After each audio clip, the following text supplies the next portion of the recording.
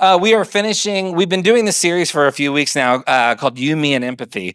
And what we've been doing with this series is we've been kind of looking into the question of, is it possible that there are times that empathy can be harmful or can be a bad thing, can be wasted effort even?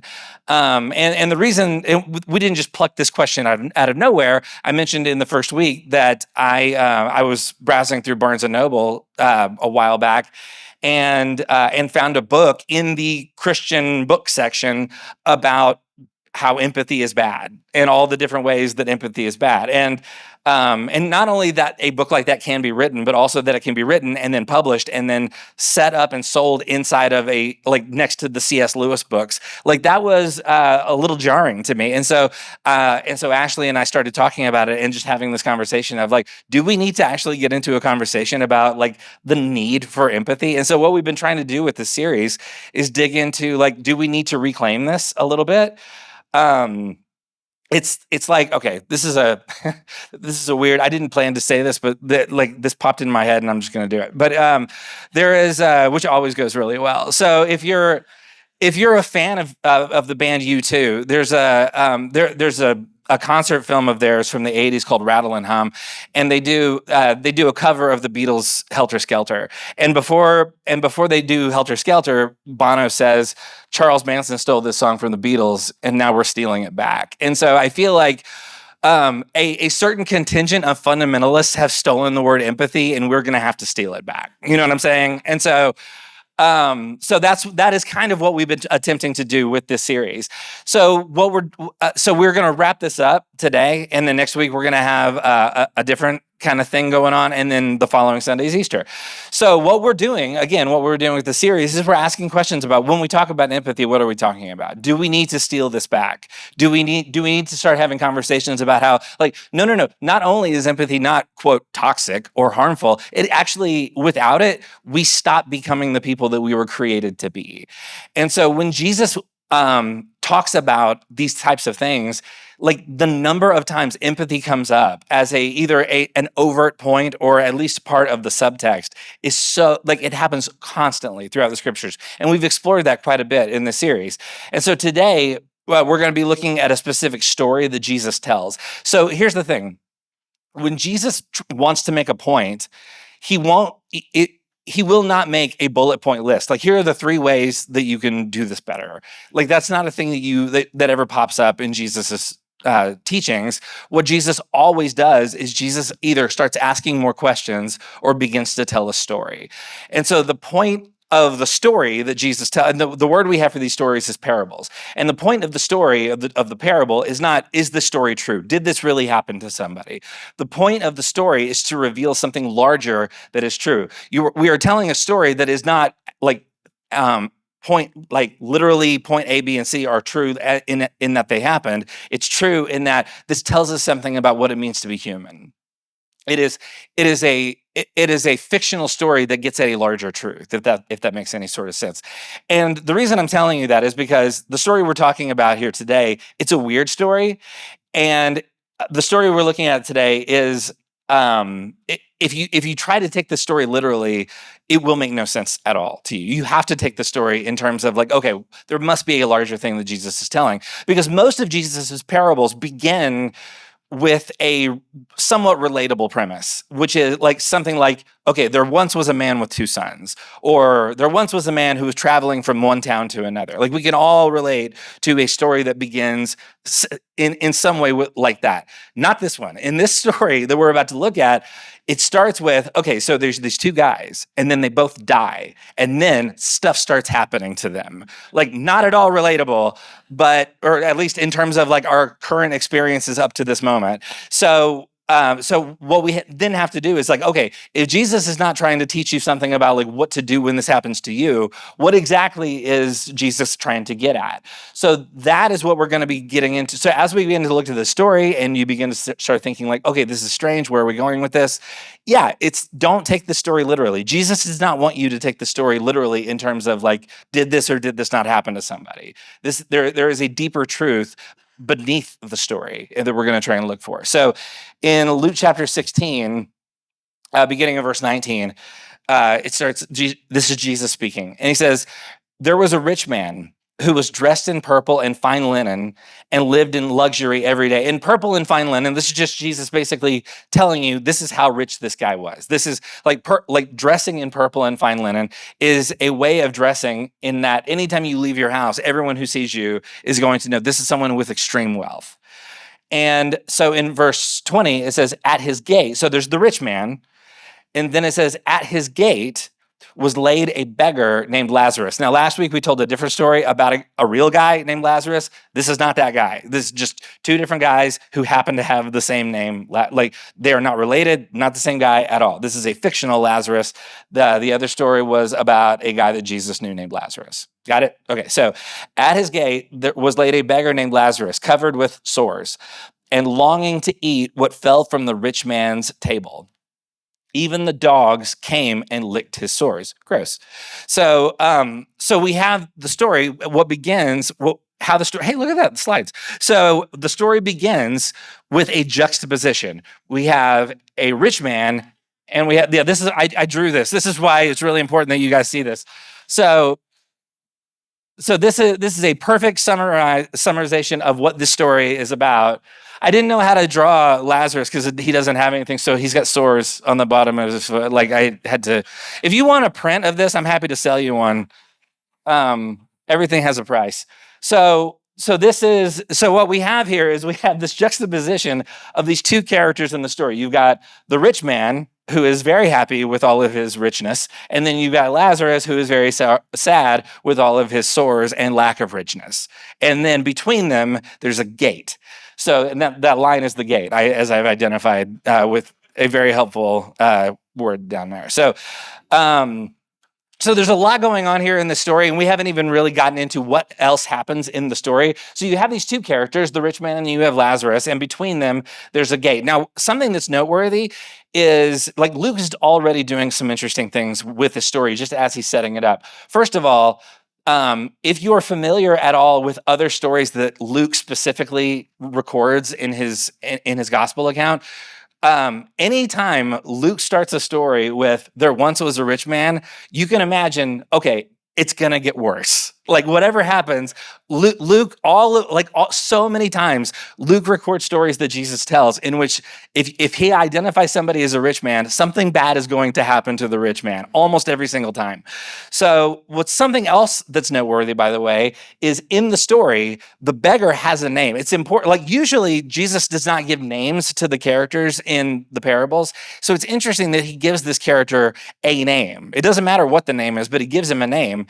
But the rich man doesn't have a name. That's also really, really important. So Jesus is already overhumanizing the beggar and kind of underhumanizing the rich man. So that's just in the setup. So in Luke chapter, right following where we already were. So in verse 22, it says, the time came when the beggar died and the angels carried him to Abraham's side. And we'll talk about what Abraham's side means in a minute, because that's a strange sentence. So the angels carried him to Abraham's side. The rich man also died and was buried. So again, like it's this interesting, like you get this like kind of like big flowery picture, like Lazarus died and he's carried to Abraham's side by angels. And then it says, and the rich man died and was buried. And so in verse 23, it says in Hades, and we did a whole thing a while back where we talked about the different words in the New Testament that kind of deal with the idea of what we often take as like hell. And what we talked about, one of the things that we pointed out is the word Hades is actually not translated as like hell. It's translated literally as grave. So it's not like hell in terms of like red guys in pajamas and like pitchforks and stuff like that. It's like he is in the grave. And so it says in Hades, in the realm of the dead, basically, where the man was in torment, he looked up and saw Abraham far away with Lazarus by his side. In verse 24, it says, so he called to him, Father Abraham, have pity on me and send Lazarus to dip the tip of his finger in water to cool my tongue because I am in agony in this fire.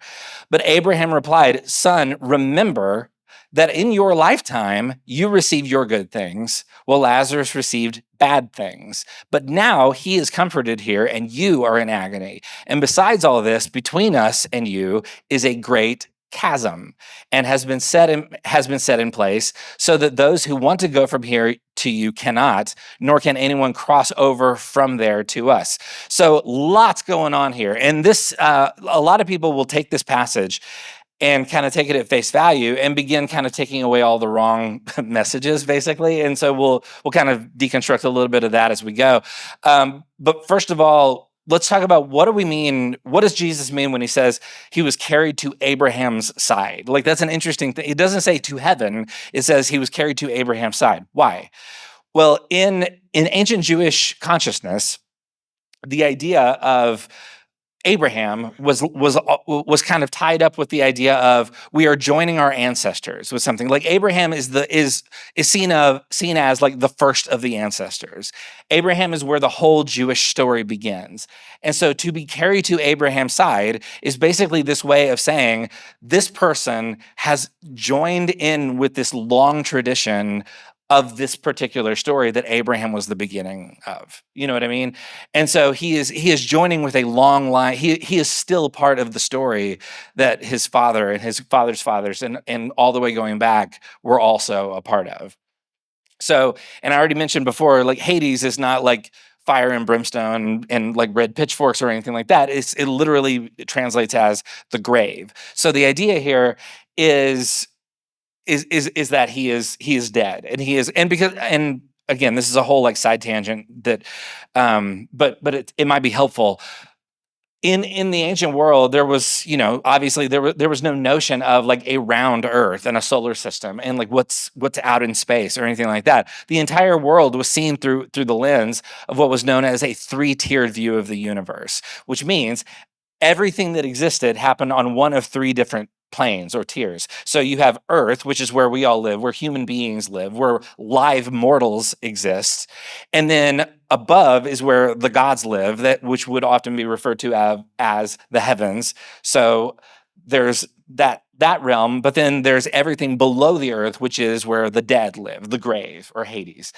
And so those are the three tiers that people were living with. So people did not have a conception of like multiple dimensions or space or satellites or telescopes or anything like that. And so everything happens with this up-down sort of mentality. So again, all of this is going on. This is a really bizarre scene. And it's, again, probably best to not assume that Jesus is making a point here about practical ideas about what happens to you after you die. Jesus is not, I would argue Jesus is not primarily concerned with that question in the story, even though it seems like that's what the story is about. Because here's the thing, whenever Jesus talks about things like heaven and hell and the grave and like joining your ancestors and all these types of things, he's almost always talking about what kinds of life we are creating here and now. So Jesus often uses like the realm of the dead to talk about, so what are we doing now to sort of inform, or like, how does this inform how we are living today? So again, Jesus is not saying this is what it looks like when you die. Jesus is saying something about this picture is illustrating what these people's lives looked like. So let's reread verse 22 real quick. It says, "The time came when the beggar died, and the angels carried him to Abraham's side. The rich man also died and was buried." So another kind of point that's being made here is when the beggar dies, he joins his ancestors. He goes to Abraham's side. He is among other people, while the rich man is alone. So in the parable, heaven is connection and community. Conversely, Hades, or death, or hell, if you like, is isolation. It's alienation. It is the removal of community. So you have, again, this juxtaposition of there are these differences that we see between these two people. So there's this interesting. I don't know if anybody. I mentioned C.S. Lewis before. There's a book by C.S. Lewis called The Great Divorce. And The Great Divorce is a very normal book.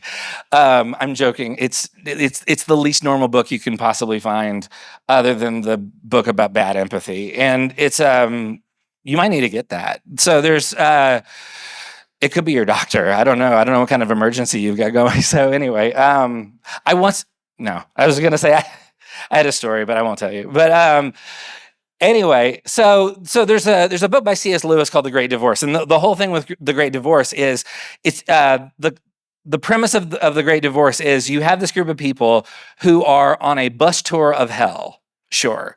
So you have, and of course, you have to have a tour guide if you're going on a bus tour through hell, because how else will you know what you're looking at when you're on your bus tour in hell? And so the tourists who are on the bus tour come to particular sections, and then the tour guide sort of explains, like, here's what's going on in the section. Obviously, C.S. Lewis is not saying, like, this is what happens when you die. C.S. Lewis is trying to make, again, not unlike what Jesus is doing with his parable, is trying to make a point about how does this inform how we think about all of reality. So the tour guide in the book is explaining to them, to the people on the tour of hell, like somebody asked the question, like, why are all the houses so far apart? People in hell have houses in this book. And the question becomes, like, why are all the houses like so far apart from each other? And so in the book, I was like looking for like a passage number. This doesn't have a passage number. It's a book. So in The Great Divorce, it says this. It says the trouble, to the question, why are all the houses so far apart? The trouble is that they're so quarrelsome. As soon as anyone arrives, he settles in on some street. Before he's been there 24 hours, he quarrels with his neighbor. Before the week is over, he's quarreled so badly that he decides to move. Very likely, he finds the next street empty because all the people there have quarreled with their neighbors and moved.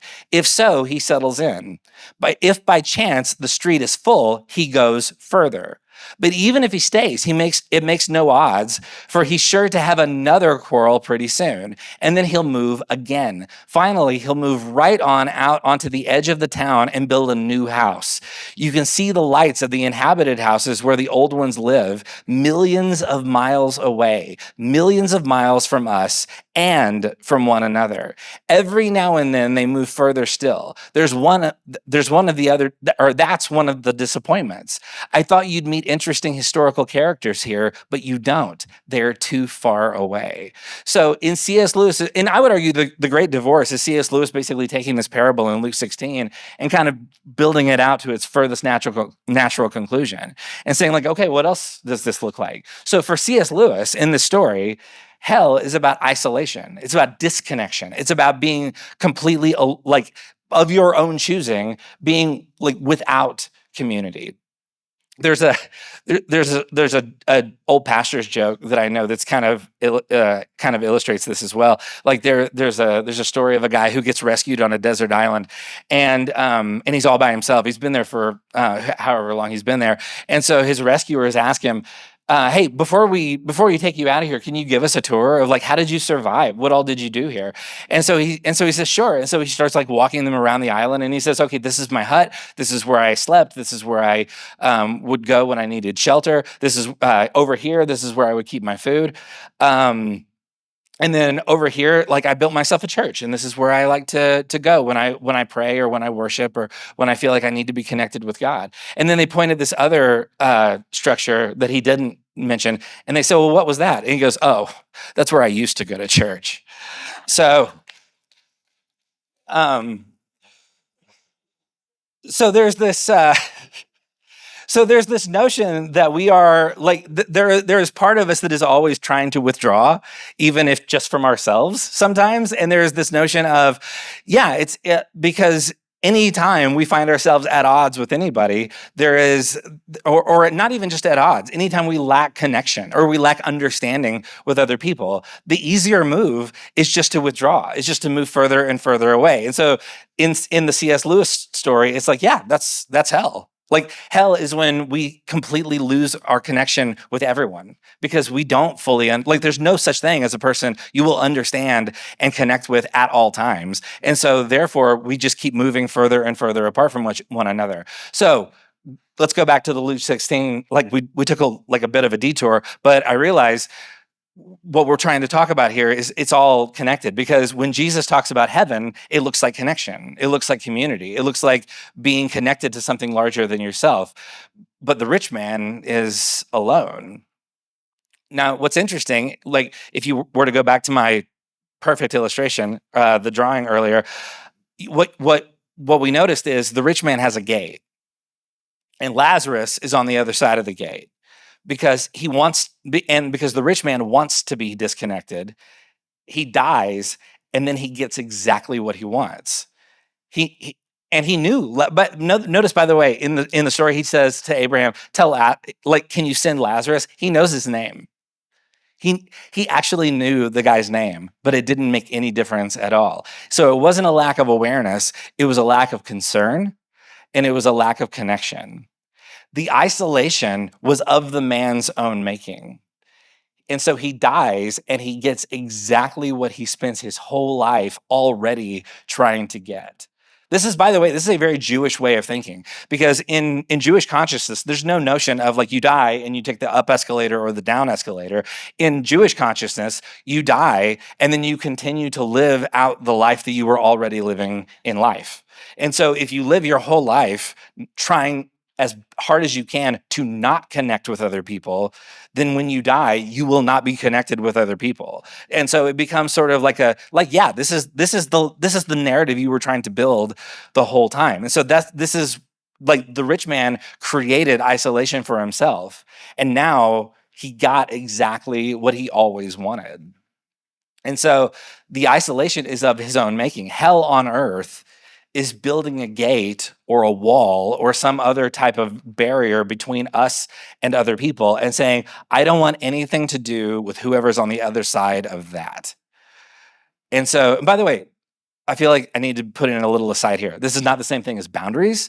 This is not the same thing as having healthy limits, like in knowing kind of how to self-differentiate when you have people who are possibly trying to take more than you have to offer. Like that's a whole other conversation. Like definitely protect your boundaries. Definitely have a healthy sense of what is and is not appropriate for me to share with certain other people, or for me to levels with which like I should engage in certain situations. Like that's a different thing. This doesn't mean like you have to like become codependent with everybody. What this is saying is like, yeah, if all we try and do is make sure we are as disconnected as we can from anybody who's not just like us, then maybe that's exactly what we're going to get. And maybe that's hell on earth, or at least it seems to be what Jesus is trying to say.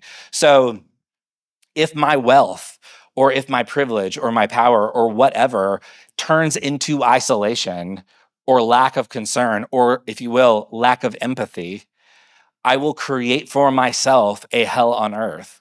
The man's blessing has now become his curse.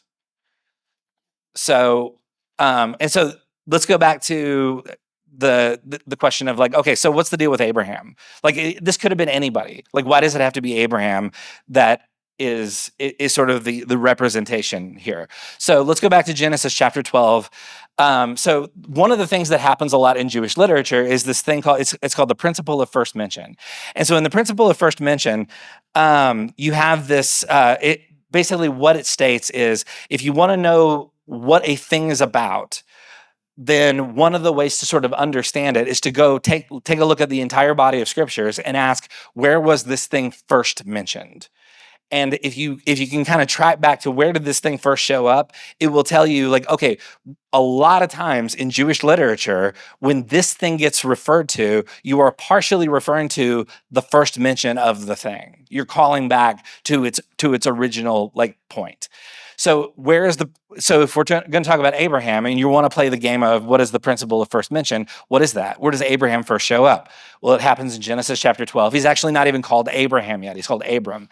So if you're looking at that, the question is like, how does Abram enter the narrative of Jewish consciousness? So in Genesis chapter 12, verse 1, it says, the Lord said to Abram, go from your country, your people, and your father's household to the land I will show you. I will make you into a great nation, and I will bless you. I will make your name great, and you will be a blessing. I will bless those who bless you, and whoever curses you, I will curse, and all people on earth will be blessed through you. What is the first thing we learn about Abraham? His role in the world is to be a blessing to everybody else in the world. And so this, by the way, was seen as a call to all of Abraham's descendants. So the question then becomes, so if you have this man now thousands of years later in the story, in Luke's story, where you have this man who is a descendant of Abraham, but he has isolated himself and is not being a blessing to anybody else, is he still part of that story? That is the question that this story is raising. So, in Jewish context, this is a community to whom God has said, I'm going to bless you so that you can then bless other people. It is a culture that has been taught that they are instruments of God's blessing in the world. But the rich man doesn't see blessing as something to be given, he sees it as something to use to bless only himself. And so now you have this gate. And the gate definitely keeps Lazarus out, but what else does it do? It keeps the rich man in. It keeps the rich man isolated from everything that he needs to connect with to be a part of the story that he has been called to be a part of. You can't be a blessing from behind a gate. And so that is one of the points that is being made in the story. So let's take a look at the rest of it. In Luke chapter 16, verse 27, it says, he answered, the rich man. So this is part of the interaction of like, can you please send Lazarus? And he says, sorry, like there's a giant chasm, which by the way, a giant chasm is just another kind of gate, is it not? So so he says, can you please send Lazarus to give me water? And he says, sorry, the chasm is too wide.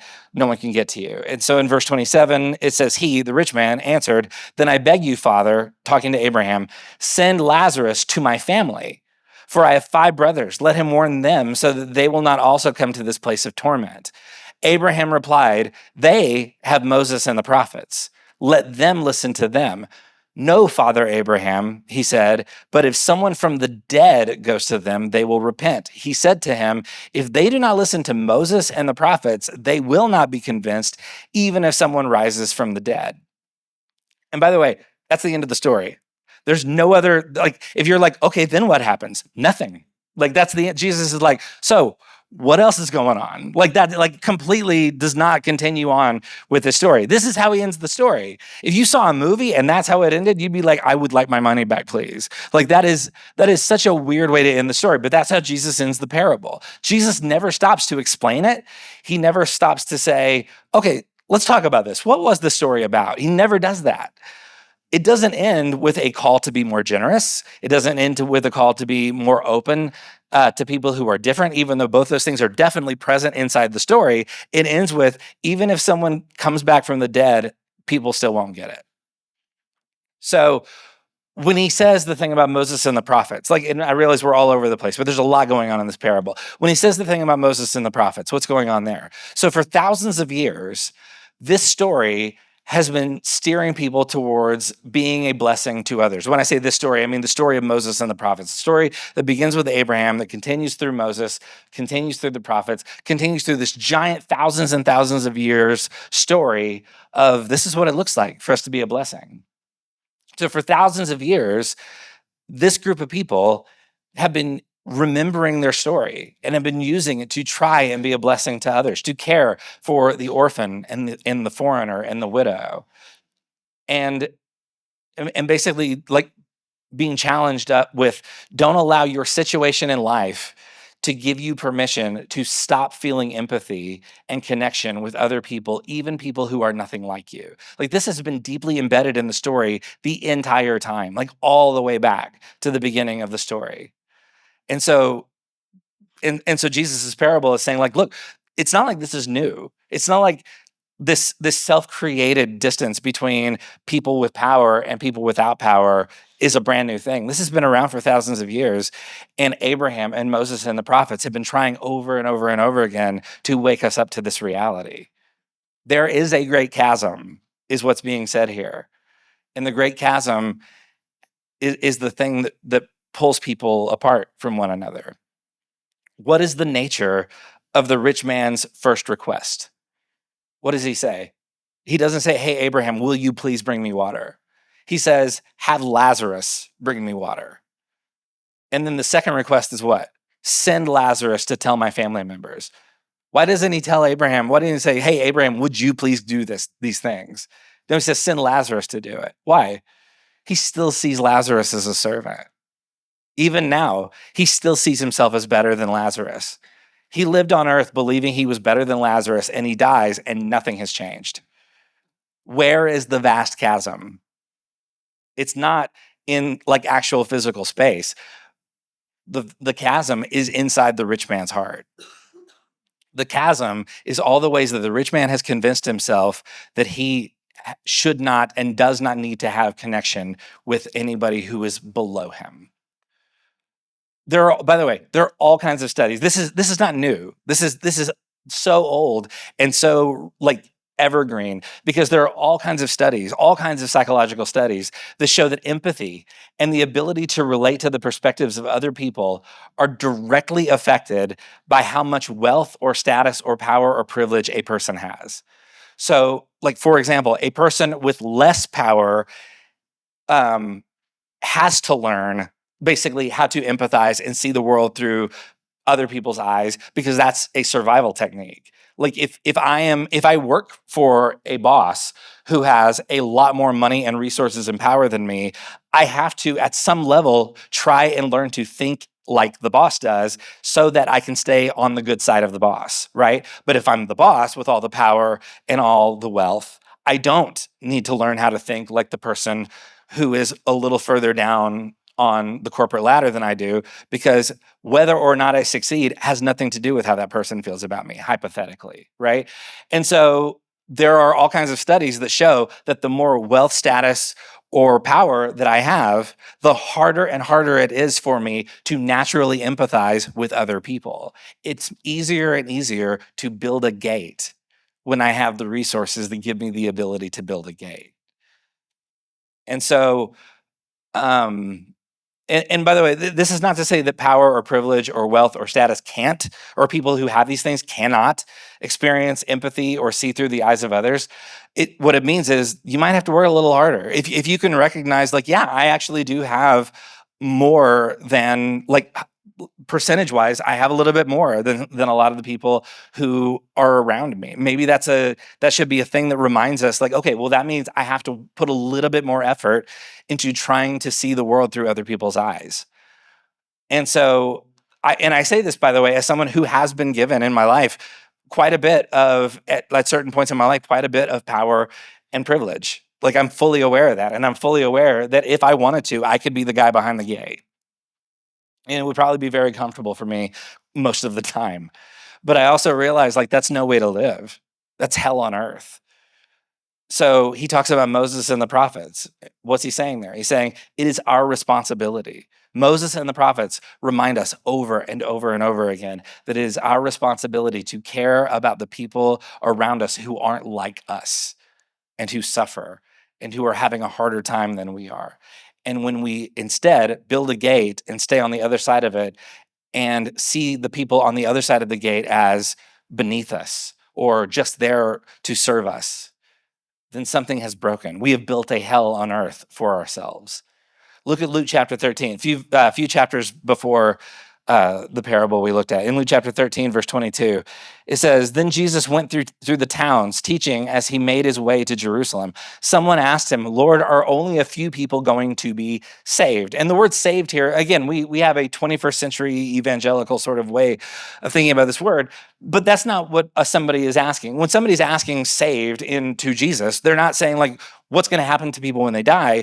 They're what they believe when they are talking to Jesus. They believe Jesus is about to start a revolution. They believe that Jesus is about to do something that's going to basically create an uprising and get the Roman Empire out of their occupation in Israel, and that the people who are left, the true people, the true citizens of the land, will then take control. And so when somebody says, who all will be saved, what they're asking is, who will make it to the end of the revolution, and who will have power at the end of the revolution, who will participate in the new reality once Rome is no longer here. In other words, who's going to be on the right side of the gate? The question is, okay, so at the end of this whole thing, there's going to be a gate. The Romans are going to be on the outside. The good ones of us are going to be on the inside. Who's going to be in and who's going to be out? That's the question. So then it says, Jesus, said to them, "Make every effort to enter through the narrow door. because which is like true to form. Jesus is like, not going to answer your question like at all.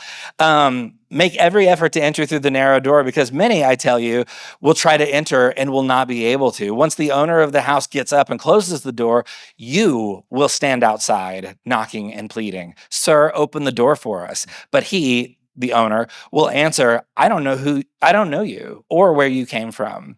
Then you will say, and by the way, notice he doesn't say they, he says you. He says, then you will say, "We ate and drank with you, and we taught out, and you taught in our streets." But he will reply, "I don't know you or where you come from. Away from me, all you evildoers."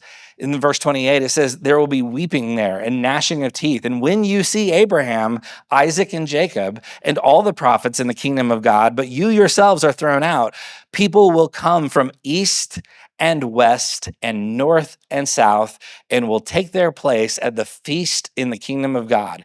Indeed, there are those who are last who will be first, and first who will be last." So lots of stuff going on here. But notice, and he first of all, he doesn't say they will be out on the other side. He says you, the person who wants to know who's in and who's out. Jesus is like, you're actually asking some pretty interesting questions that you should probably turn to yourself. Like maybe worry about yourself a little bit more is basically what a part of what Jesus is saying. But also he says people will come, verse 29, people will come from east, west, north, and south. What do all those places have in common? They're not here, right? So this guy is like, who among us here will be the ones who have the most power? Who's in and who's out? And Jesus is like, it may not look the way you think it's going to look. And not only that, the people that you think are out, it turns out they're in. And the people that you assume because you have a certain amount of privilege or access or connection, because like you're going to continue to have that level of power, maybe you need to be a little bit more concerned.